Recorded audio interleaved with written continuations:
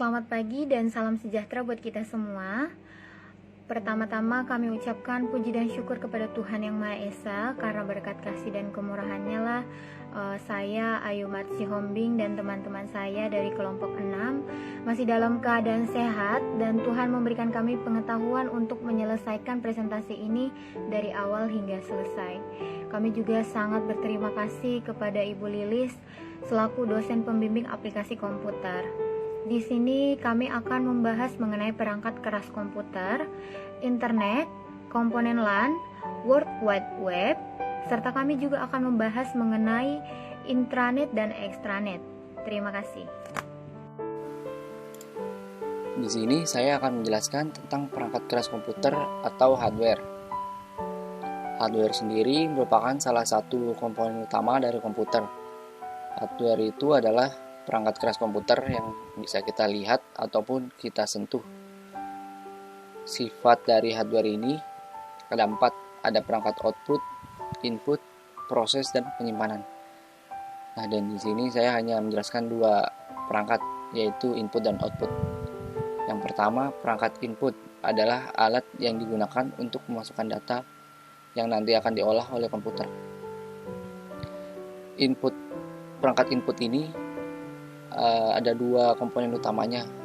Yang paling utama itu adalah keyboard dan mouse, selebihnya hanya opsional atau pembantu saja.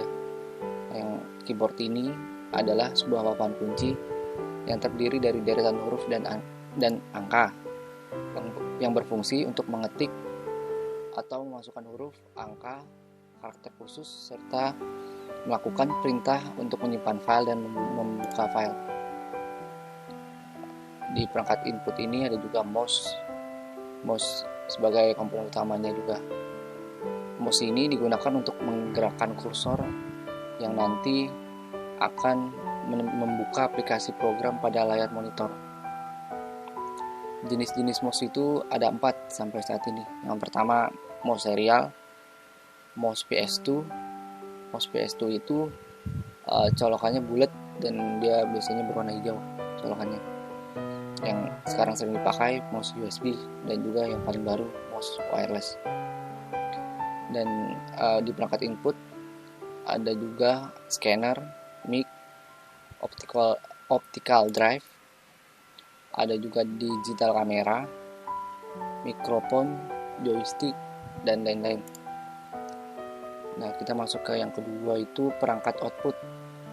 Perangkat output itu alat yang digunakan untuk menampilkan hasil dari prosesan tadi ke pengolahan pada CPU. Contohnya adalah monitor. Monitor itu digunakan untuk menampilkan hasil pengolahan data berupa grafis. Ada juga printer, ada juga speaker, ada lagi proyektor, dan sebagainya. Terima kasih. Nama saya Ditya Pujalistian. Di sini saya akan menjelaskan tentang perangkat keras.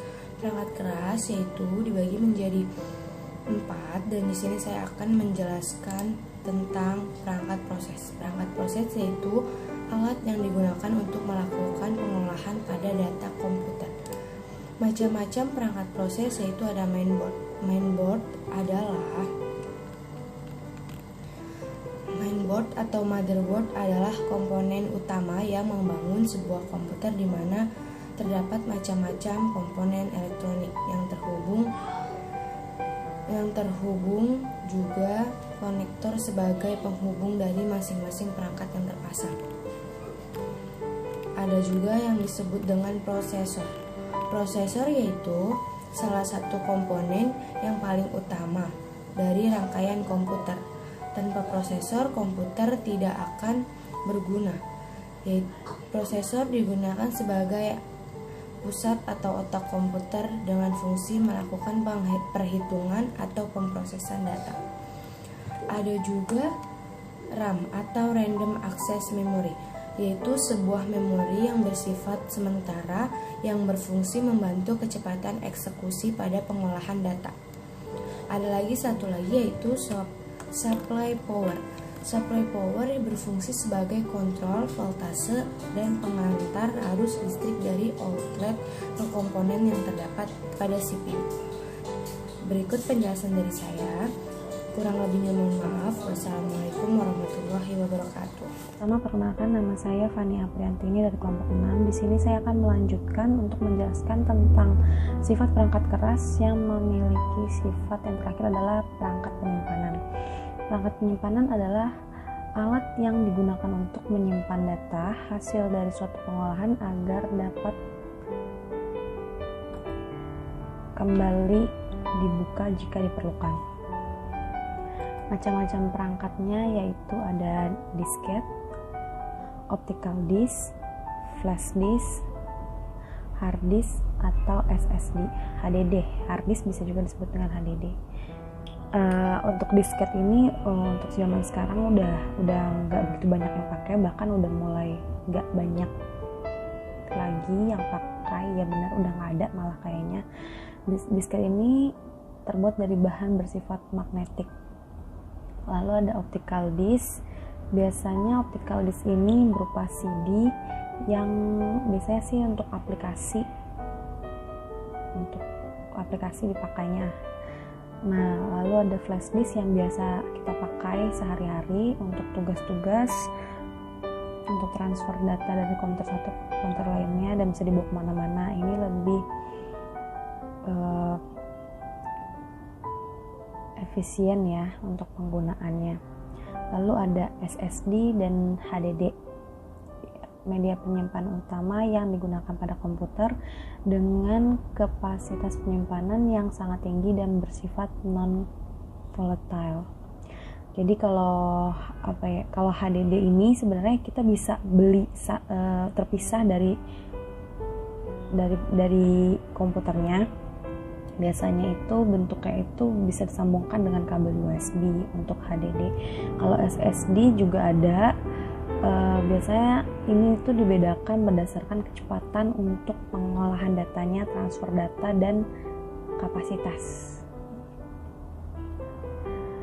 Selanjutnya saya akan menjelaskan tentang World Wide Web atau disebut web, atau biasa kita taunya www ya, www. Adalah salah satu layanan yang didapat oleh para pemakai komputer yang terkoneksi ke jaringan internet. Web merupakan wadah atau halaman informasi dengan memakai teknologi hyperlink untuk menyambungkan tiap dokumen. Dengan teknologi ini, user dituntun untuk menemukan informasi dengan mengikuti tautan link yang disediakan dalam halaman web yang ditampilkan lewat web browser. Akan tetapi dalam presentasi kita saat ini, kita tidak membahas lebih luas untuk World Wide Web-nya. Kita akan membahas tentang intranet, internet, dan extranet.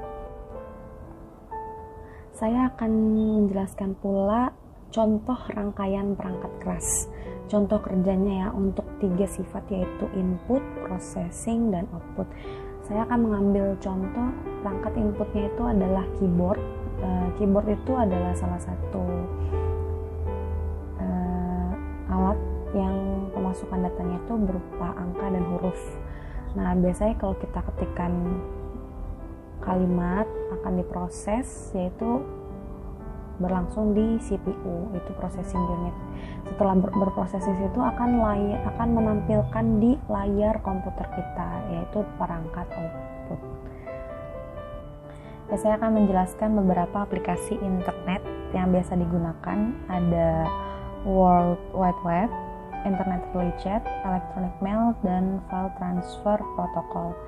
Ya, World Wide Web itu udah biasa kita pakai ya untuk buka googling, untuk buka situs-situs website yang diperlukan. Kalau untuk Internet Relay Chat itu adalah aplikasi yang digunakan untuk bercakap-cakap melalui internet atau dikenal dengan istilah chatting. Itu Internet Relay Chat ya. Kayaknya kalau sekarang udah nggak begitu banyak yang pakai, karena kan sekarang udah ada aplikasi Messenger. Yang sampai sekarang masih dipakai itu adalah electronic mail atau email. Itu ada beberapa tipenya ya. Ada Gmail, itu Google Mail, ada Yahoo Mail, ada juga Outlook.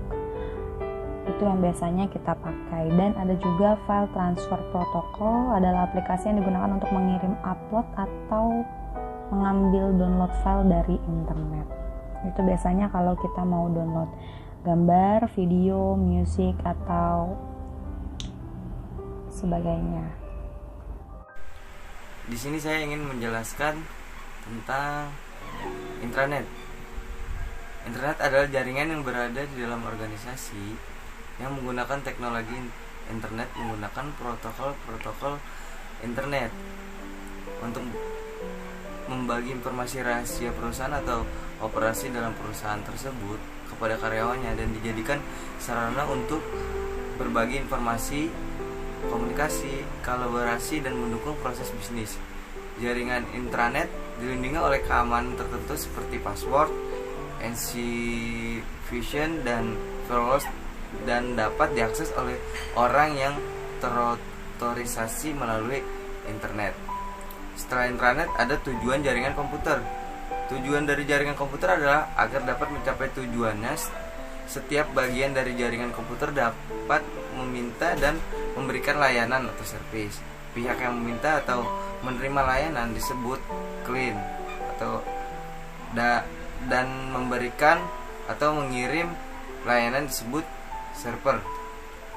Setelah tujuan jaringan komputer, adapun perangkat keras intranet. Yang pertama, Local Area Network atau LAN, merupakan suatu jenis jaringan komputer dengan mencakup wilayah lokal dengan menggunakan berbagai perangkat jaringan yang cukup sederhana. Yang kedua, client atau server. Komputer server merupakan komputer pusat yang memberikan suatu data atau dokumen, sedangkan komputer yang meminta dokumen disebut sebagai client. Setelah adapun perangkat keras intranet, ada juga komponen LAN. Komponen yang diperlukan untuk membangun intranet. Yang pertama, komputer server. Komputer yang menyediakan jenis layanan atau service tertentu dalam sebuah jaringan komputer.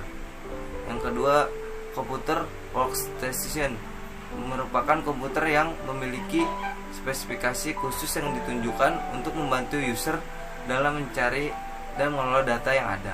Yang ketiga, network interface card, sebuah perangkat keras jaringan yang secara fisik berbentuk seperti sebuah khusus ekspansi yang memungkinkan setiap komputer dapat terhubung dengan suatu jaringan dengan menggunakan kabel jaringan. Yang keempat, kabel network.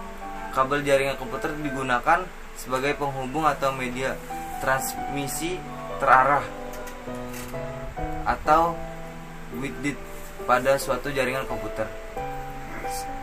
Setelah komponen LAN, ada juga komponen LAN lainnya. Selain komponen perangkat keras yang dibutuhkan untuk membangun intranet, tentunya terdapat beberapa komponen perangkat lunak dalam jaringan intranet, antara lain sistem operasi network, sebuah program yang mengendalikan dan mengatur lalu lintas suatu jaringan serta menyediakan layanan kepada komputer-komputer yang terdapat pada jaringan tersebut.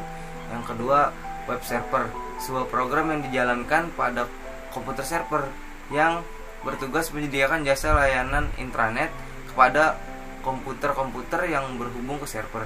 Yang ketiga, web browser, program yang dijalankan pada komputer client yang digunakan untuk mengakses dan melihat halaman intranet yang terdapat pada server. Yang ketiga, file HTML, bahasa pemrograman standar yang digunakan untuk membuat sebuah halaman web yang kemudian dapat diakses untuk menampilkan sebagai informasi di dalam sebuah penjelajah web, intranet atau browser.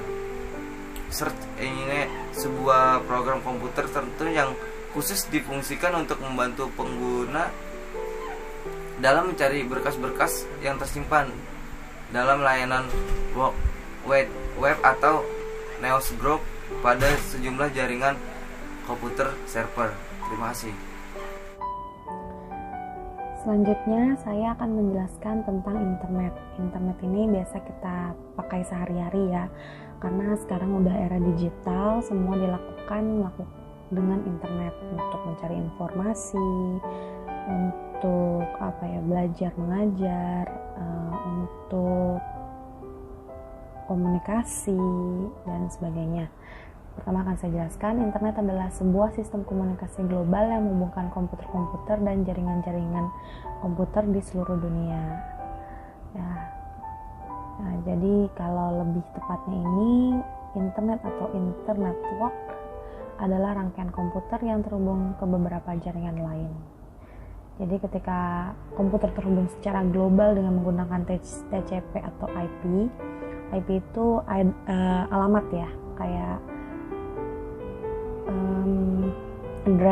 addressnya yang biasa kita masukkan. IP sebagai protokol pertukaran paket data atau packet switching communication protocol. Maka rangkaian jaringan komputer yang besar ini dapat dinamakan internet. Jadi yang biasa kita pakai IP address itu yang kembali ke tadi yang www itu ada sangkut pautnya. Misalkan kita mau IP address-nya, misalkan mau buka Google www.google.com kayak gitu. Nah, rangkaian perangkat keras yang berhubungan dengan internet ini tadi sudah disebutkan oleh teman-teman saya. Untuk inputnya ada salah satunya itu modem.